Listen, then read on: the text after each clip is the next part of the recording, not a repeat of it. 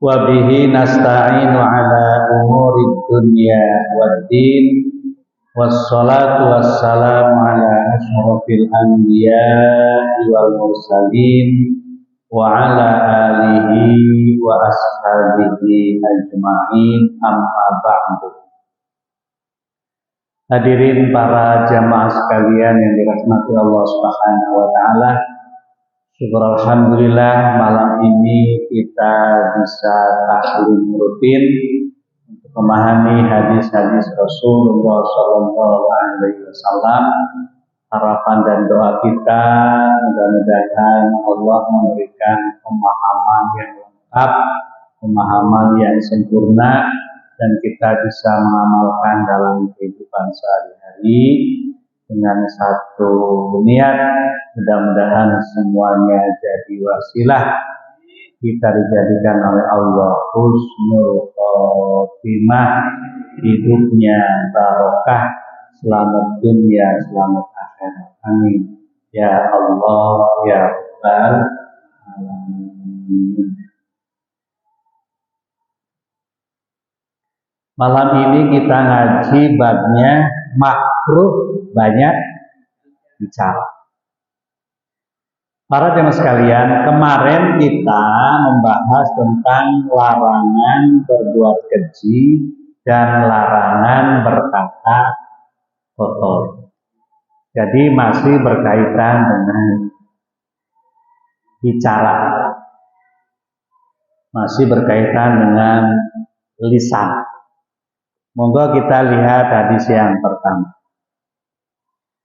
Ani bin Mas'udin radhiyallahu anhu anna nabiyya sallallahu alaihi wasallam qala halaka al mutanatti'una qalaha salatan rawahu Muslim. Dari Ibnu Mas'ud radhiyallahu anhu bahwasanya Nabi Muhammad sallallahu alaihi wasallam bersabda, halaka bakal rusak, halaka bakal binasa, halaka bakal hancur. Siapa orang yang bakal rusak, bakal binasa, bakal hancur? Al-mutanatti'una, orang yang suka berlebih-lebihan. Bahasa sekarangnya lebay. Ya, lebay, berlebih-lebihan. Qalaha, Rasulullah menyampaikan ini salatan 3 kali. Halaka al-mutanatti'una, diulang. Dalam kaidahnya sesuatu yang diulang-ulang berarti menunjukkan ini penting. Karena taukid, ya kan? Meyakinkan bahwa ini adalah penting. Harus kita hindari bersikap berlebih-lebihan. Makanya khairul umur satuha. Bagus-bagusnya perkara, bagus-bagusnya sesuatu itu satuha, moderat, tengah-tengah. Ya kan? Tidak lembek, tidak berlebihan. Tapi tengah-tengah. Kayak hari ini di mana-mana sedang digalakan moderasi beragama, ya kan? Ini teman-temannya Pak Fitri, teman-teman dari NU tuh, di mana-mana mengkampanyekan moderasi beragama dalam rangka menangkal radikalisasi dan lain seterusnya. Yang ngerti radikalisasi dalam perspektif teman-teman kita seperti apa, ya kan? Pada intinya adalah bahwa hidup yang paling bagus itu adalah awsatuha, tengah-tengah, moderat,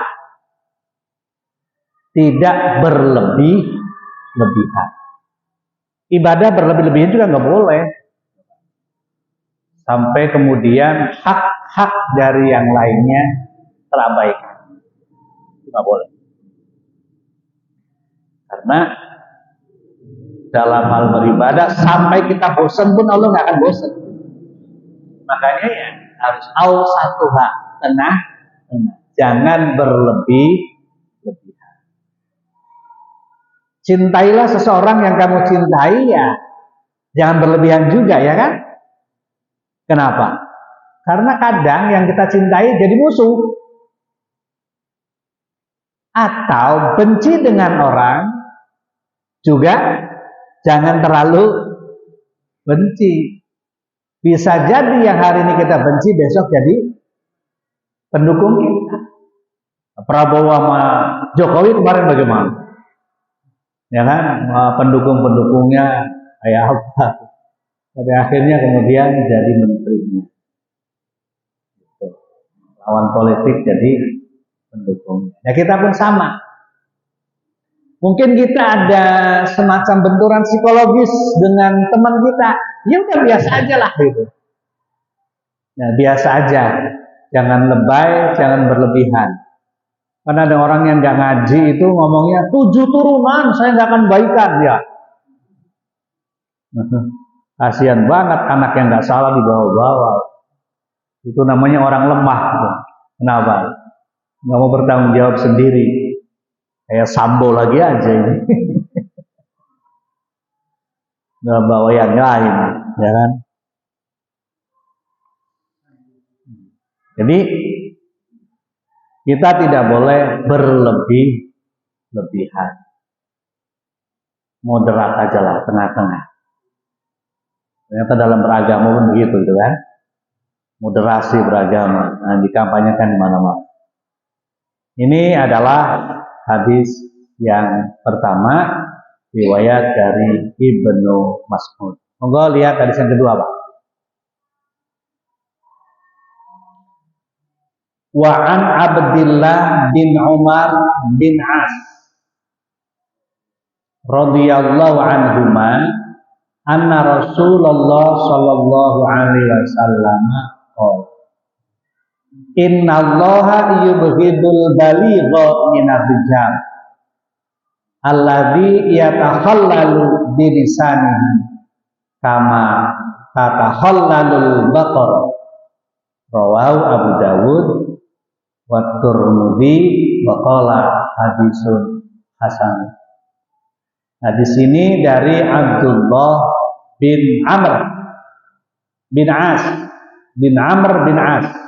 Maaf tadi keliru bacanya. An Abdillah bin Amr bin As.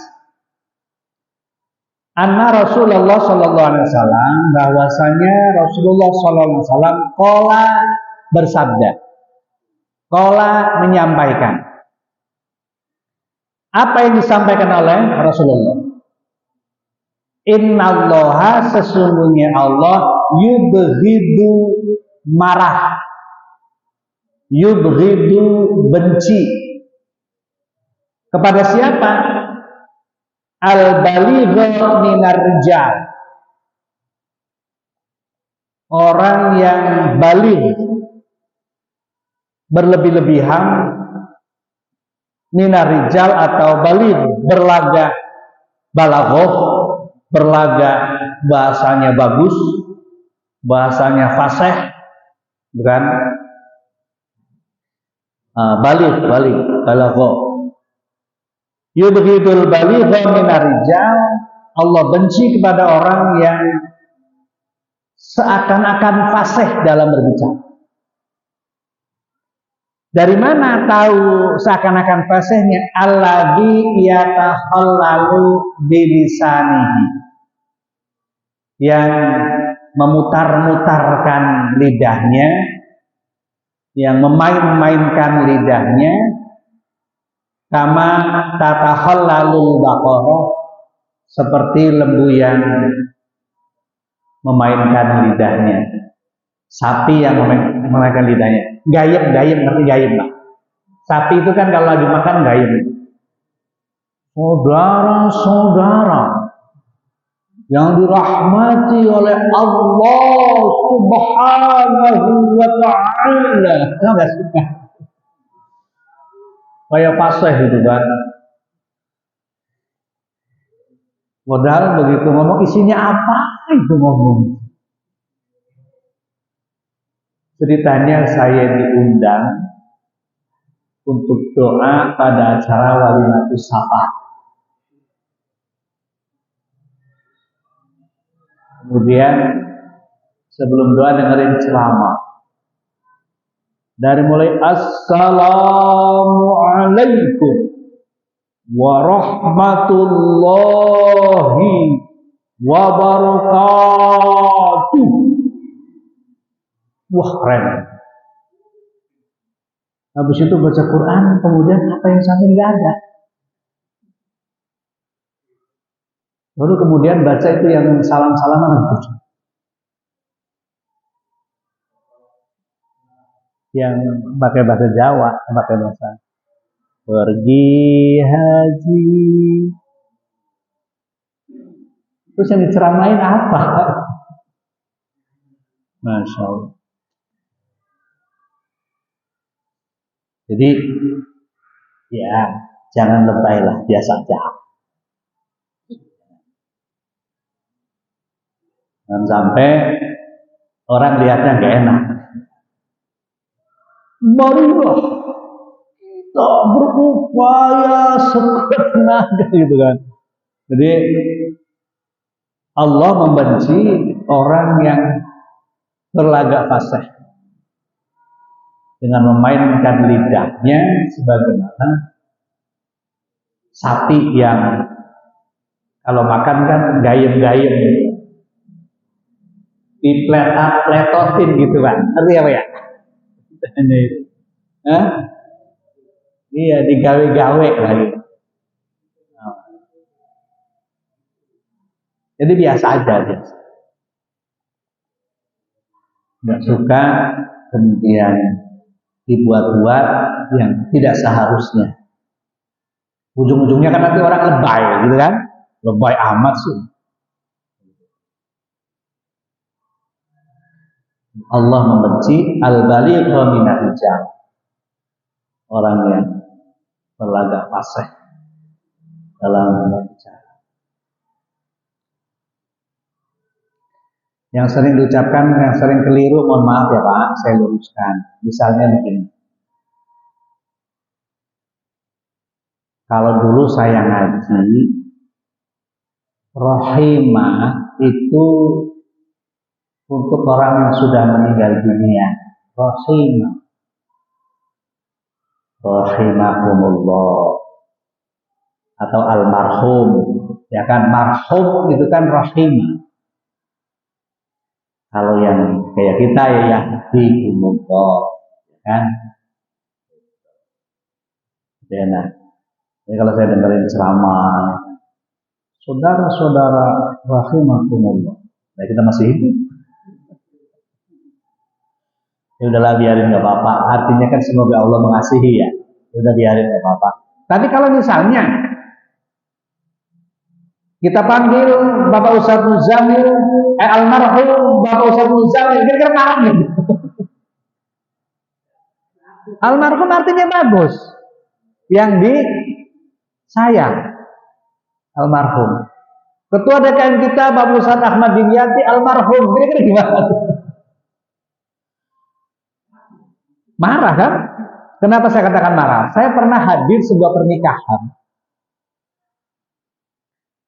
Ini istrinya dua. Istrinya dua. Nah, anak dan istri yang muda ini nikah. Begitu disebut bapaknya bin fulan almarhum. Marah bapaknya, Bang. Saya ada di sini, kenapa saya almarhum? Oh, marah. Kenapa marah? Karena almarhum biasanya untuk orang yang rahimah juga sama. Rahimah. Ya kan? Jadi diluruskan. Tapi ya nggak apa-apa sih.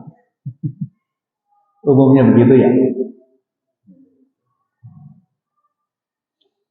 Yang penting kita tidak berlebihan. Kecuali kalau laknatullah, nah harus marah kalau laknatullah. Kayak ziarah. Ziarah kan umumnya kepada orang yang sudah meninggal dunia. Tapi ya nggak apa-apa, orang masih hidup ya ziarah. Silaturahim ziarah kan? Ya. Walaupun di lidah kurang enak ya.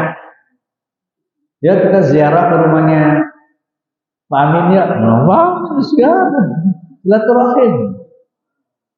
Nggak apa-apa sih ziarah. Kalau dalam penjelasan malaikat Jibril yang ziarah ke tempatnya Rasul ya maksudnya masih apa-apa.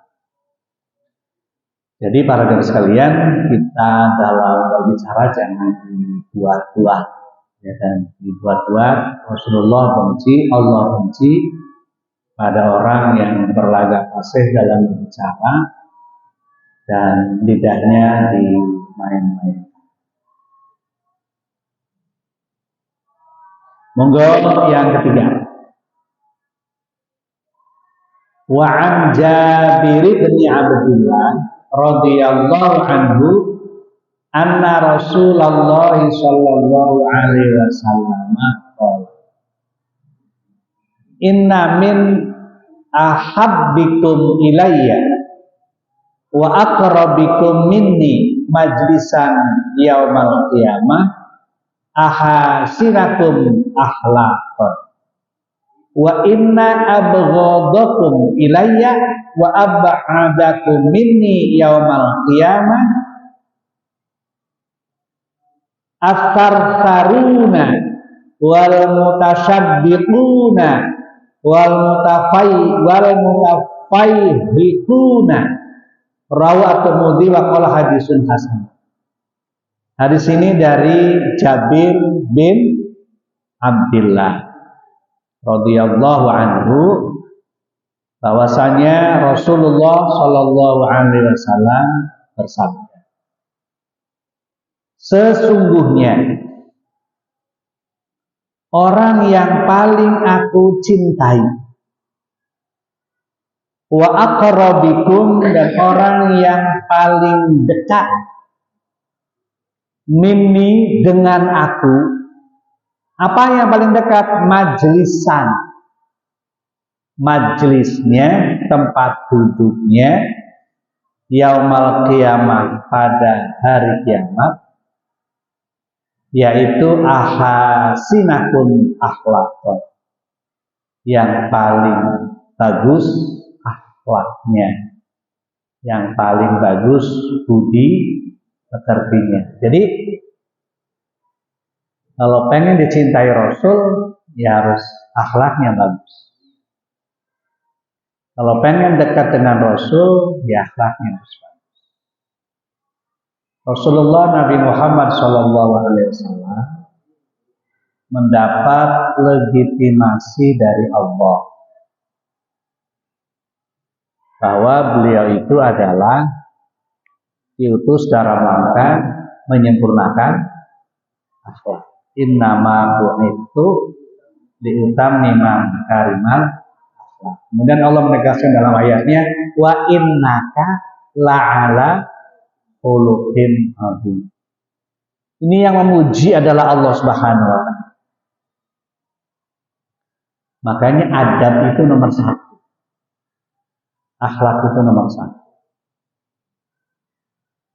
Kalau ilmu itu banyak, ya, ilmu itu banyak. YouTubiun banyak, ya, Googleiun banyak, bukuiun banyak, kutubiun juga banyak. Tinggal baca, ya kan? Tapi bagaimana akhlak-akhlak yang baik, perilaku-perilaku yang baik, budi pekerti yang baik, ya ini harus kita niru. Nah, contoh yang dibuat oleh Allah adalah Nabi Muhammad Sallallahu Alaihi Wasallam. Makanya laqad kana lakum fi Rasulillahi uswatun hasanah. Sekarang begini Pak, ilmunya banyak, tapi adabnya nggak dipakai. Kira-kira kelihatan nggak ilmu banyaknya? Misalnya begini, ilmunya luar biasa, datang ke masjid nggak pakai baju, pakai celana doang, mau ngapain? Mau sholat. Kira-kira di mata orang bagaimana Pak Amin?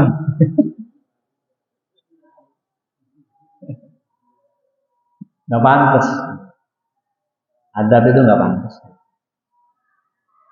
Begitu mau kondangan, nyari batiknya yang mahal, ya kan? Nggak mau sholat, nggak pakai celana panjang misalnya, pas di bawah lutut doang, ya sah, nggak pakai baju misalnya, tapi kan nggak pantas. Atau misalnya masuk ke masjid dengan tidak pakai adab, masuk ke rumah orang dengan tidak pakai adab, kepada orang tua nggak pakai adab. Kalau kemudian adab nggak dipakai, ilmu setinggi apapun nggak kelihatan. Nggak kelihatan. Pendidikan yang masih open ngurusin adab ya pesantren, Pak. Ya, Pak. Pendidikan yang masih open, telaten, ngurusin adab ya pesantren. Kalau bukan pesantren sih ya minta maaf lah. Ya, belajar pulang. Kalau pesantren kan dari pagi sampai kapan? Sampai pagi lagi, ya kan? Nah, bagaimana mencontoh santri-santri senior, bagaimana mencontoh ustadz junior, ustadz senior, bagaimana mencontoh kiainya. Hanya yang paling lengkap ya pesantren. Yang ngaji kitab Taklimul Muta'alim kan ajaran pesantren, ya kan? Ajaran pesantren. Ada sekolahnya umum, kuliahnya umum, ya udah, repot, ya berat. Kecuali ngaji. Kalau ngaji mendingan, kena nama adab-adab. Saya bikin buku hadis. Saya modifikasi dengan adab-adab. Saya ambil dari kitab Akhlaqul Banin dan adab-adab yang lain. Karena kalau ilmu sih ya tinggal ngeklik aja banyak, ya kan Pak? Ini bagaimana adab-adab yang bisa dicontohkan oleh guru, oleh orang tua dan lain-lain.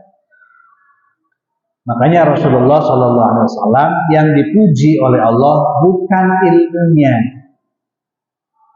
yang dipuji oleh Allah adalah wa innaka la'ala khuluqin, akhlaknya. Yang dipuji itu akhlaknya. Puncak dari akhlak itu nurut. Akhlak kepada orang tua puncaknya nurut. Akhlak kepada guru puncaknya apa? Nurut. Akhlak kepada Allah puncaknya apa? Nurut. Taat. Akhlak kepada Nabi apa? Ya nurut. Ngikutin taat. Itu puncak. Makanya zaman dulu orang tua kita ngajarin mau ngawinin, nanya ke kiai, ya. Mau nyunati, nanya ke kiai. Mau bikin rumah, nanya ke kiai. Itu puncak akhlak. Mau masukin anak, nanya ke kiai. Itu dulu, gitu kan. Ya kalau bahasa sekarang kita terjemahkan ya pada ahlinya lah. Ya Pak. Kalau bahasa kita jangan keminter. Apa tuh keminter? Sok tahu. Merasa bisa. Udah Pak, sebisa-bisanya orang yang belum pengalaman tuh kalah dengan orang yang pengalaman. Nurut aja yang pengalaman. Lu tadi yang ngerti. Benar. Jadi kalau mau pesantren anak di mana? Ya nanya. Jangan nanya ke Google lagi, Ya, Kalau yang ngerti mah dari sisi nama aja udah ngerti. Pesantren apa? A, oh gini loh. Pesantren apa? B, ini loh. Ngerti. Dari nama aja. Coba misalnya, ada pesantren Raudhatul Thalibin, Muta'allimin. Pasti afiliasinya kemana? Tapi coba pesantren Ibnu Umar misalnya, Abu Bakar, afiliasinya kemana? Udah baca. Kalau yang ngerti udah ngerti. Makanya penting nanya ahlinya. Bukan? Nanya ahlinya. Zaman dulu begitu. Ya kan, akhlak kepada guru, akhlak kepada orang tua. Mau beli rumah, nanya ke orang tua. Ya kan?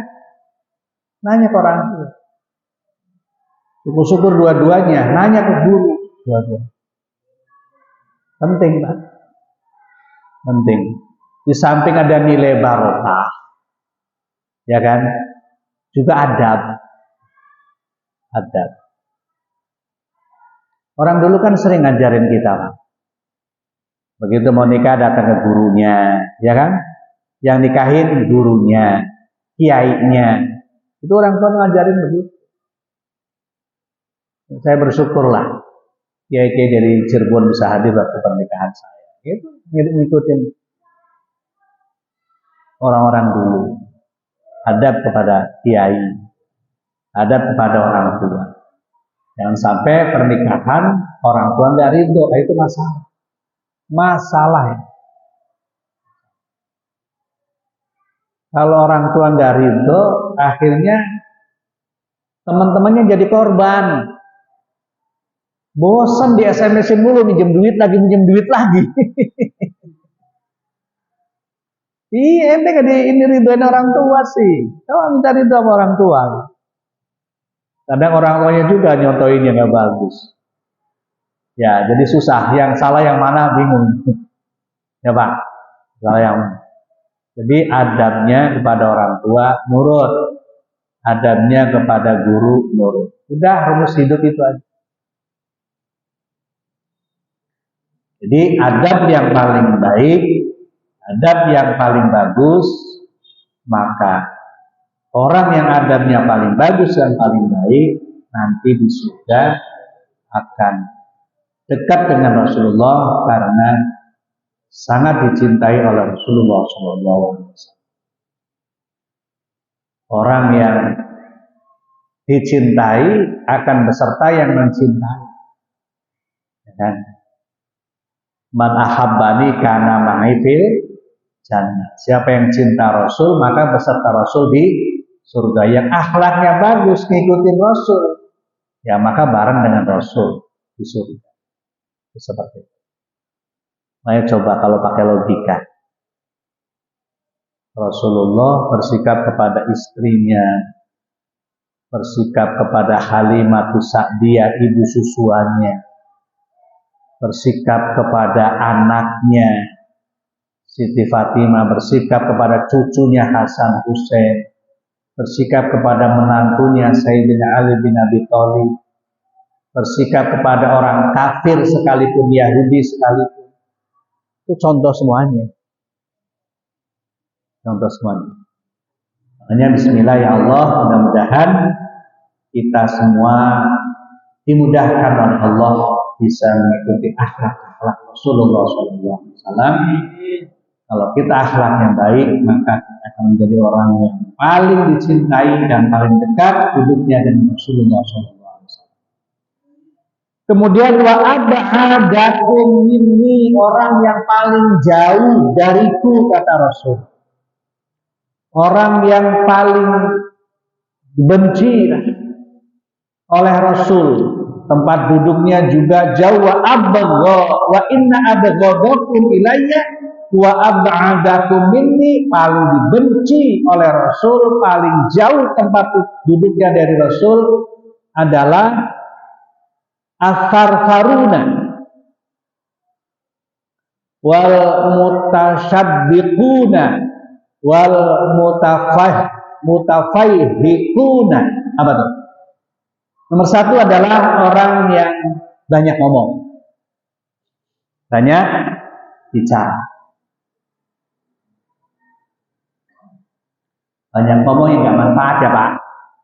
Banyak ngomong yang nggak manfaat. Kalau kayak mubalik ngomong banyak tapi bermanfaat, menenangkan umat, ngasih pencerahan yang memang itu tempatnya. Ini ngomong gak habis-habis tapi gak ada manfaat. Padahal salamatul insan fi hifdzil lisan. Selamatnya manusia tergantung lisan. Hari ini ditambah. Selamatnya manusia tergantung lisan dan tulisan. Postingan-postingan yang gak bagus bermasalah nggak? Ya kan? Ya kemarin di penjara. Siapa tuh? Banyak lah ya. Kan ada postingan-postingan yang menyakiti orang. Pak, bahasa tulisan dengan bahasa lisan kadang beda. Makanya bahasa yang gak enak jangan. Tulisan-tulisan yang gak enak jangan. Apalagi nggak dihapus, disimpan, di print, tempel di tembok.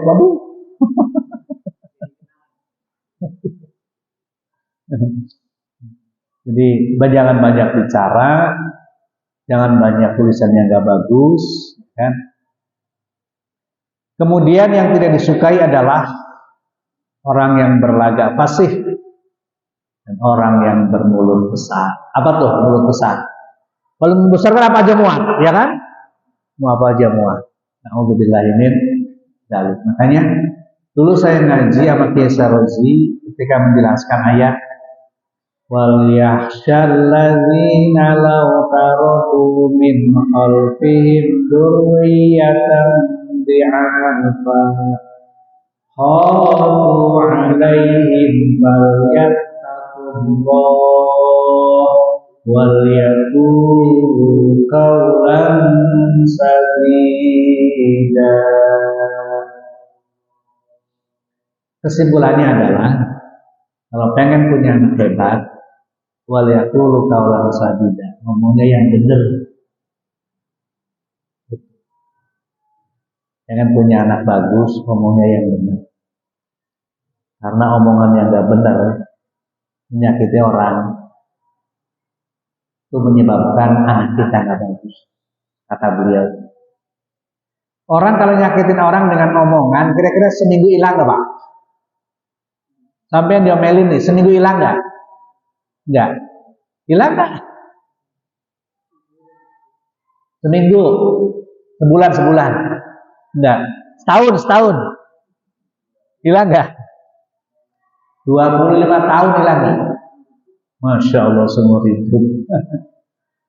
Ya kadang begini, maafin sih maafin, tapi nggak lupa. Iya, maafin sih maafin, tapi nggak lupa ya Allah. Makanya jaga ya Pak. Ya, salamatul insan fi lisan. Ketemunya sekali nyakitin, itu begitu ketemu lagi, udah ilfil aja, udah nggak respect, ya kan? Begitu. Ketemunya sekali ngomongnya nggak enak, itu keingetannya seumur umur itu, ya kan? Seumur umur. Makanya lagi kesel, diam. Lagi kesel, jangan bikin postingan, udah diam aja dulu. Kenapa? Kalau dalam kondisi emosi nggak terkontrol, khawatirnya ngomongnya kebablasan sehingga menyakiti orang. Na'udzubillahi min dzalik. Kalau orangnya hatinya legowo enak, orang hatinya dendaman, ya kan? Pokoknya kita kira-kira dua-duanya dapat. Andaikan kita disakiti, bismillah, serahkan pada Allah. Nggak usah baper, nggak usah dendam. Ya kan Pak? Biarkan Allah nanti yang akan menilai. Kalau bahasa hakim yang nyidang sabwab itu, nanti hakim akan menilai. Begitu.